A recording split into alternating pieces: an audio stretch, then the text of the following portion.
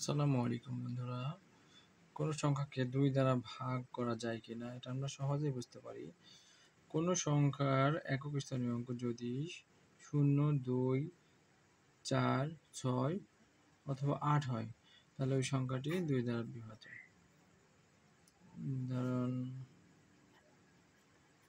দেখেন এই ৫৬২৮ সংখ্যাটির একক স্থানীয় অঙ্ক হলো ৮, তাহলে এই সংখ্যাটি ২ দ্বারা বিভাজ্য হবে, অর্থাৎ ২ দ্বারা ভাগ করা যাবে।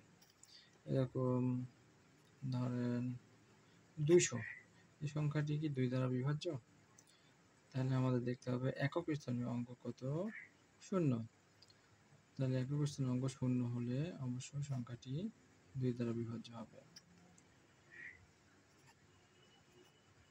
৩২৬, এই সংখ্যাটির একক স্থানীয় অঙ্ক ৬, তাহলে ৩২৬ সংখ্যাটিও ২ দ্বারা বিভাজ্য হবে।